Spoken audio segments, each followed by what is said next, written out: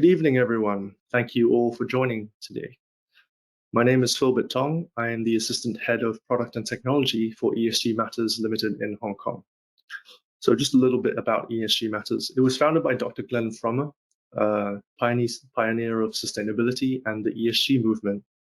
And we specialize in platform solutions that facilitate sustainable impact investing and also green financing.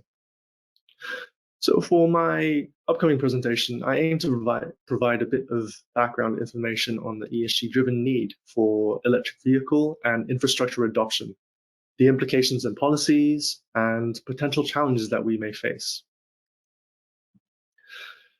Climate change has been a continuous global concern, and even amidst the COVID-19 situation, this is still continued. The level of greenhouse gas concentrations in the atmosphere are reaching record highs and still continue to increase. While there was a temporary decline caused by the lockdown and economic slowdown. In the early days, for example, empty planes still ran due to airport slot usage requirements, cargo, and more. And during the peak months of March through April this year, the number of flights were reduced by around 75%. And despite this decline, emissions are now moving back towards pre-pandemic levels, as there are no real structural changes in the economic, transport, or energy systems made.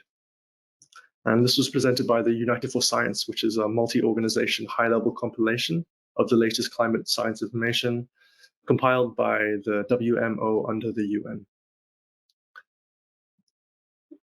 So while the world today is experiencing a unique situation, COVID-19 is really a trigger to review the state of affairs for climate change and look into available technologies.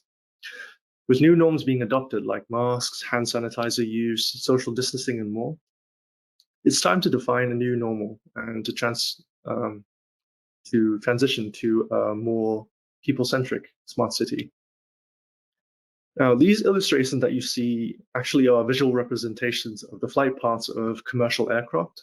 The left one represents 1 week's worth of flights from 2019's 18th of March, and the other represents 1 week's worth of flights from 23rd of March, 2020.